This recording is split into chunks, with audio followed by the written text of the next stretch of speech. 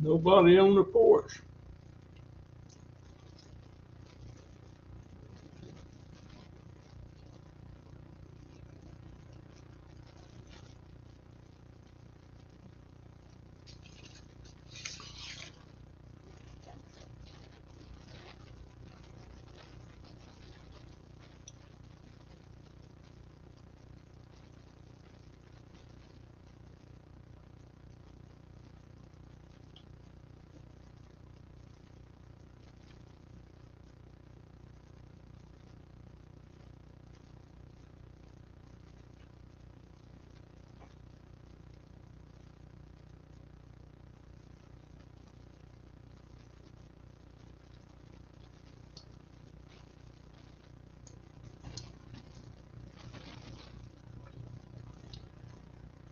Dang, nobody in the house.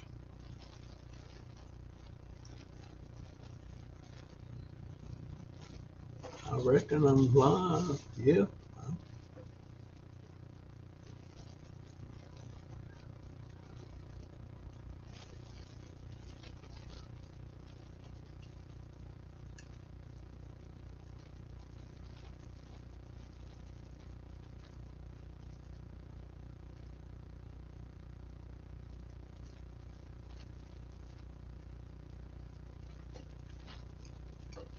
I'll tell you what, folks. You think we have shortages now. Now they're starting to pump in 15 to 20,000 illegals a day. And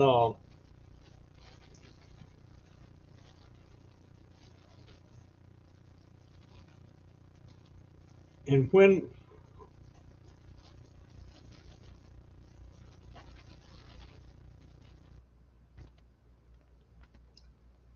I hate to get on that kick, but who's going to pay for their shit?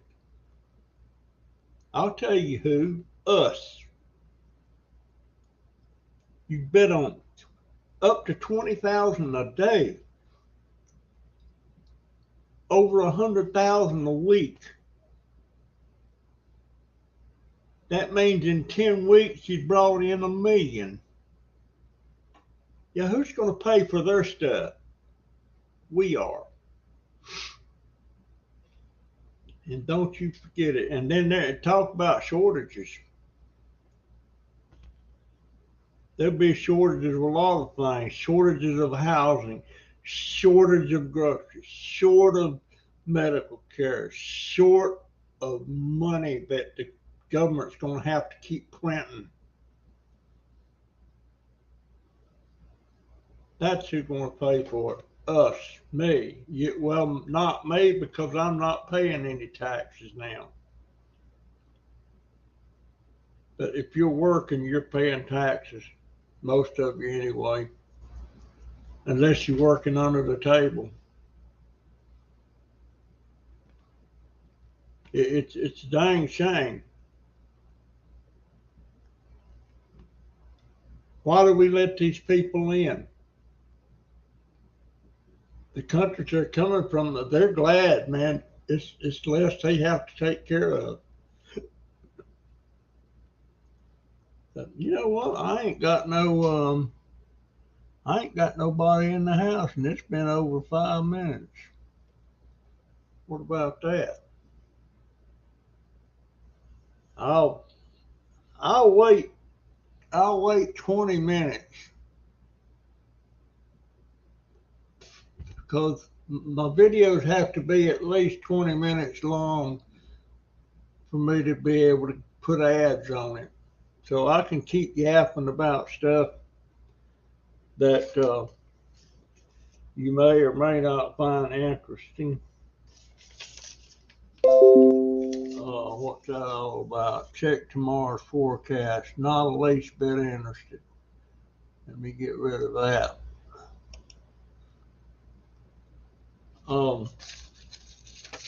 I was in Family Dollar yesterday, and when I got up to the counter to pay, I had blood running down my hand here. See that place on my side of my knuckle?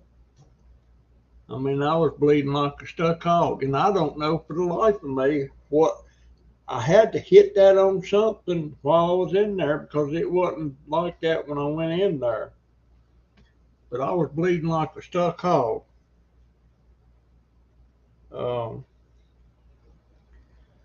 What do they say? What do people say is like a stuck hog?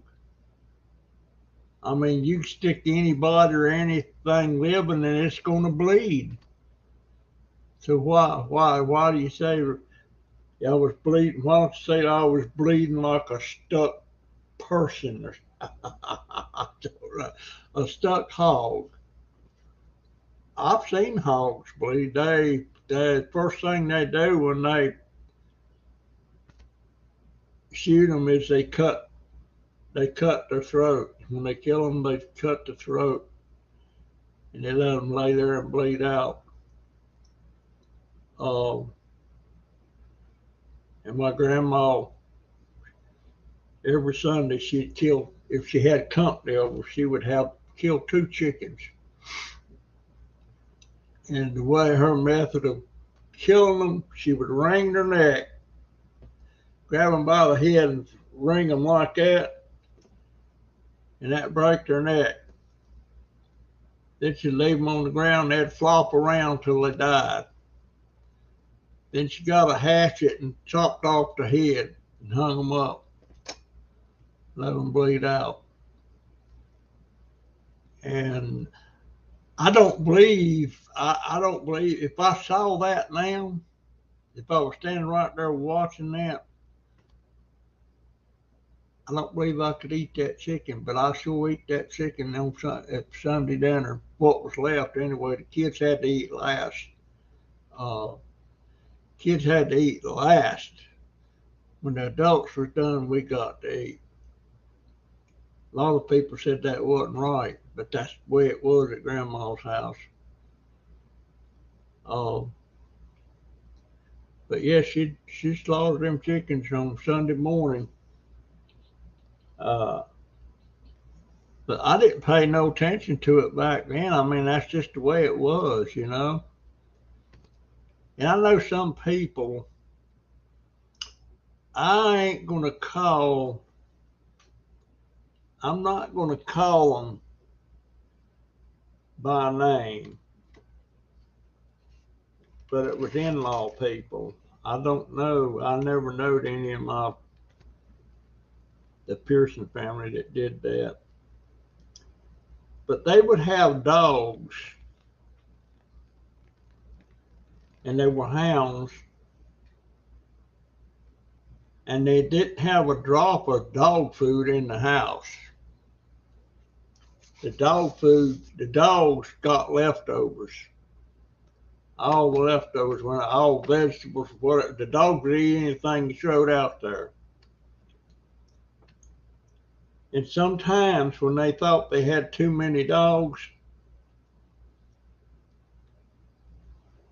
they would get their shotgun, head off to the shotgun or a pistol, and head off to the woods. And of course, the dogs are following, thinking they're going to go hunting or something, you know. And they go way up there on the mountain, shoot that dog, and left it laying right where it fell. Didn't bother them a bit. It bothered me.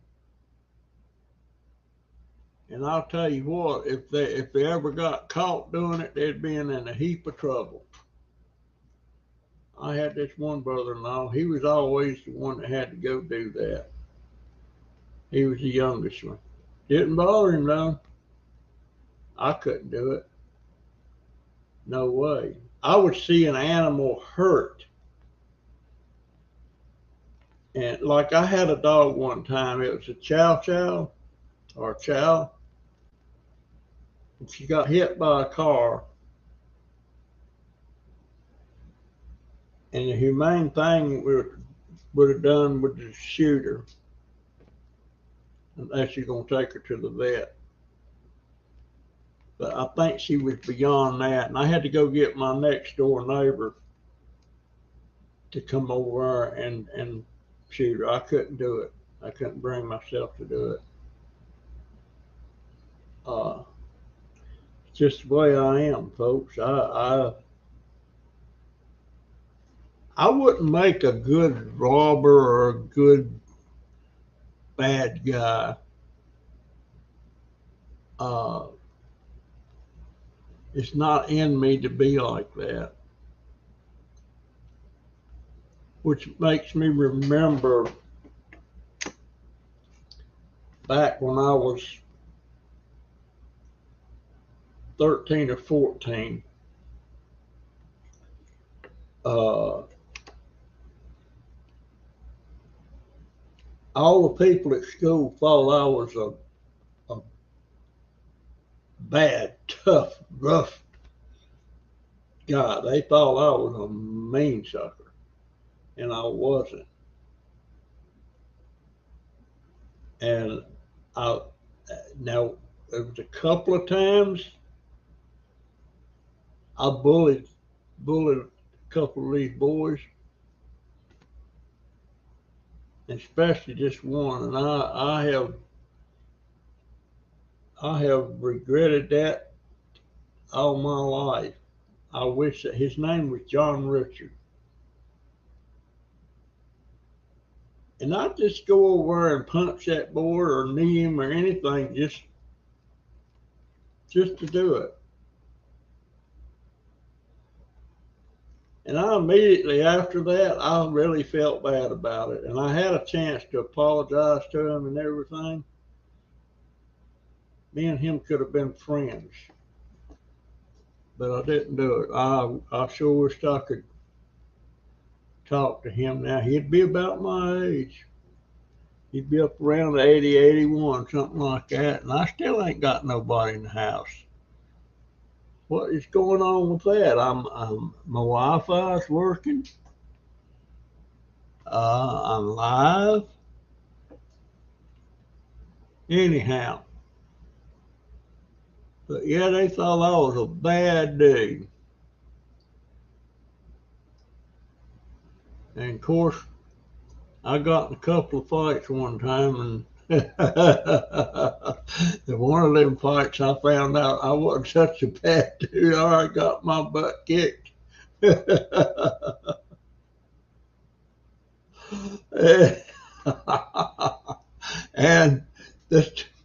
that time I got my butt kicked. This guy was kicking my butt, and I couldn't get the best of him to save my neck. And man, I ripped the buttons off my shirt, took my shirt off, and flexed my arms, like that was going to make a difference. And then I got road rash on my back. I can't remember that guy's name. What was it? Save my soul. Oh. And one time, this girl that I've told y'all about that was older than me, she was like 20, 21. I was 17. An old boyfriend of hers come over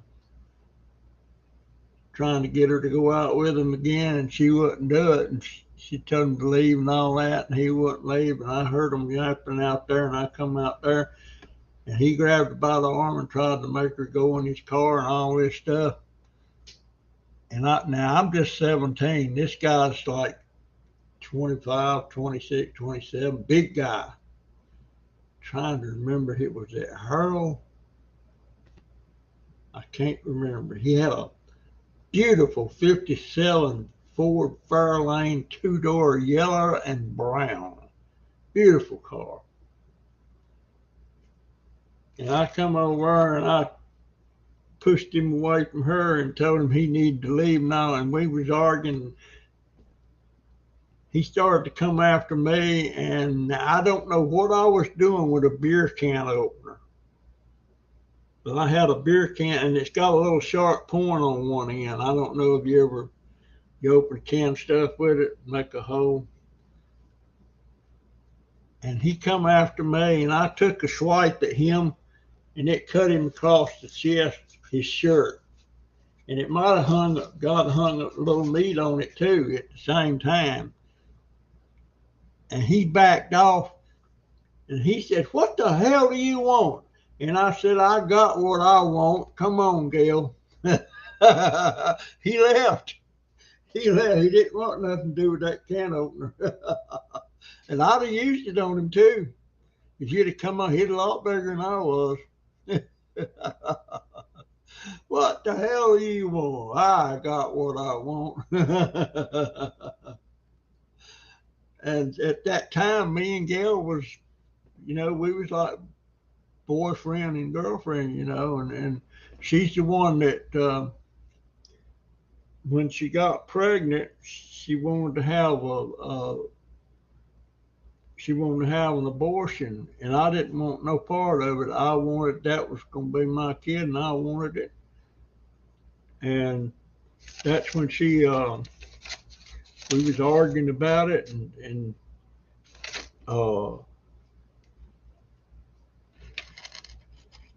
she called me Mackie. We was arguing, "Mackie, you're just a boy." That killed me, boy. That was the end of that. It just killed me. And that's when I took off and went to Florida. I couldn't believe she told me that, but that's what she told me. And when I was in the Army, I took a weekend pass and I went to Winston. I was at Fort Bragg. And this was I went to Winston-Salem to see her, to see if she had the baby or had the abortion. And I was talking to her and she said, "The baby died." Well, I'm not somebody else out there I saw said that she lied. She had an abortion. She never had that baby. So if she's living today, she'd be about 80. She'd be about 86 or 87, maybe even 88. Wow. If she's living, I would love to see her, but she sure broke my heart. I'm just a boy. I can't believe that she said that. But that was my first love. I mean, I was in love with the lady. And she worked at R.J. Reynolds Tobacco Company on night shift. And she was always bringing me, I smoked Winston cigarettes. She was always bringing me cigarettes. It's them big old trays, that thing that she was running a packing machine. And she'd reach in that thing and scoop up a handful of loose cigarettes and put them in a purse. And she was bringing me cigarettes along. She was using them too. I remember when they started Salem's, that's a menthol. Reynolds made that one too. And she brought me some of them. I didn't like them menthol cigarettes. And they made Camels. They made Winston's and Salem's. And I can't think of the other one they made. And they had a big old full-size camel statue in the lobby of the building there. But it was made out of tobacco, loose tobacco strands. I remember that. I wanted to go to work there, but I had to be at least 18 to do it. But yeah, she was my first love. And every Saturday night, we'd sit in that living room just me and her, and we would watch Have Gun Will Travel, the Bob Cummings Show, and Bob Cummings' sponsor was Winston Cigarettes, and they'd have that little jingle, Winston's taste good like a cigarette should. And that was just wonderful, taking and draw. Ah, Lord, how stupid was that? My hearing aids not. Of course, all only sound is me yapping. But there ain't nobody showed up, and I've been on 22 minutes. So this is not going to be a very good live stream, other than me yapping. How about that? I'm not doing, my channel's not doing so great, especially my live streams. I can't believe nobody showed up, not one. Gee whiz, and I hadn't seen Willow. I hadn't seen Willow in a long time. I haven't seen Mary Beth on the live stream in a long time. And I was supposed to do a private live stream with Christy and Marty on Crazy Family Tube on Friday at 5 o'clock. And I didn't think a thing about it. And something happened to my notes. I'll usually leave them laying here so I'll see them and not forget them. And something happened to that, and I didn't see them, so I didn't get them. And this Wednesday's the finale of You Bet Survivor. The live stream is down to the final 5. It'll be a 2-hour finale. They're only doing, they used to do 39 days. They're only doing 29 now. I don't know why. They've started that when that pandemic started. But I don't know. Maybe it's fixing to start. The show's fixing to die. I don't know. I love the show. I love watching it.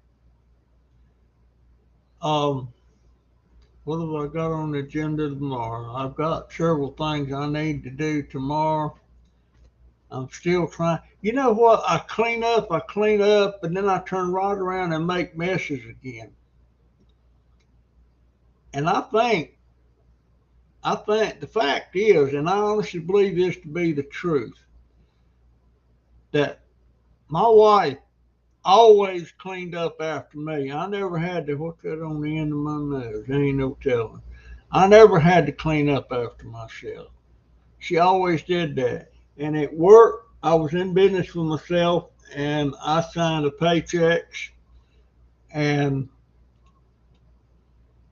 over all those years, I always had somebody cleaning up mess. We call them tow boys because it's always bringing supplies to the upholsterers and the sewers and stuff like that. And they were sweeping the floor and cleaning the office, everywhere it looked nice out front and everything. So I always had somebody cleaning up after me. I never had to clean up. Never. And if I was doing something and there was scraps, even though there'd be a big trash can sitting right there by the cutting table, if it wasn't real close, if I was close to it, I'd drop scraps and trash and stuff in the barrel. But if I was kind of off a few feet, I'd just drop it on the floor. Never thought nothing about it. I never dropped it on the floor trying to get it up. What about that? And we had a little lunchroom there. We had a drink machine in there and a snack thing. And John would go in there and clean the lunchroom up, stuff like that. Boy, I was having a ball doing that. I enjoyed that so much. I just couldn't. I could get by. I was staying above water.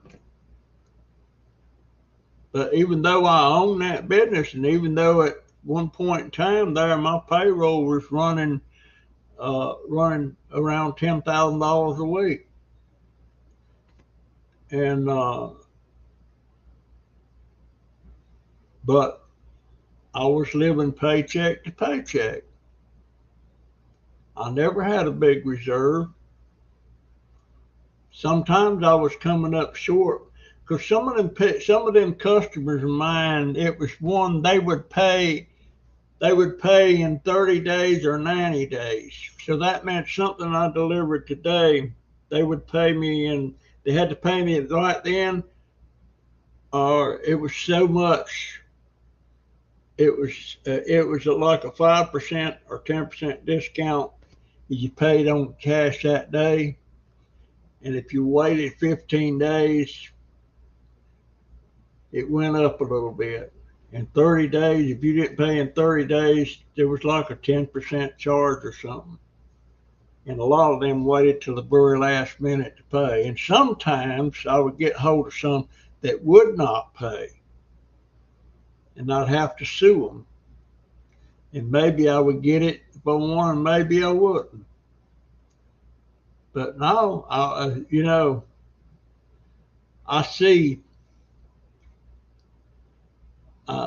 people that think they're going to go into some kind of business, and their mindset is, well, all I need is a building and to put stuff in there, and the people will come.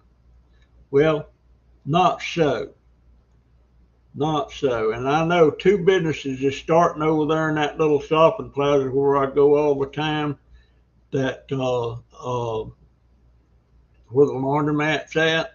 There's two places in there that's just getting ready to open up.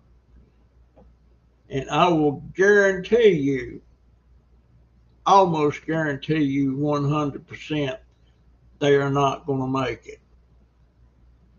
They're not going to make it, because they went into that business thinking all I got to do is get a building, open it up, put stuff in there, and people's going to come. It doesn't work like that. You better do a lot of research, and you better have some way of knowing if there's going to be a demand for what you got. And I was always able, I never started one business that didn't survive. I started Foam City. That survived. I wound up selling that to somebody else. Fabric Barn. That one failed because it was a success, but then I got tired of it and I wanted to sell it. I was going to sell it or close it out. And I sold it to my mama on terms. Sheesh. I got screwed on that deal. I think I got 4 months of payments. Then all of a sudden she shut it down. She shut it down, and I don't know what she did with all the merchandise. There was over 100,000 yards of upholstery fabric and garment fabric and sewing notions and dress patterns and all kind of stuff like that related to that business. Plus she was offering upholstery service, and I was doing the upholstery. She'd call me and said, I got another job for you, and she would get a cut of that, and I'd get my part. And all she had to do is tell me where it was, and I'd go pick it up, fix it, take it back. And they paid her. Then she give me my percentage. So, I got screwed on that deal. And a lot of the family, they think, oh, you're just exaggerating. No, I ain't exaggerating. I know. I took an inventory before I sold it to her. I knew exactly what was in there. And she had the list of all that stuff. But, they always say don't do business with your family. And that's right. And I did a couple of things with Mama a couple of times and got screwed both times. Well, shoot, it's been It's been 31 minutes and 18 seconds, and there ain't a soul dropped in. So I don't know what's up with that. Is it a holiday or something? But ain't nobody showed up. I don't get it. Well, this will be in the morning's video on my channel.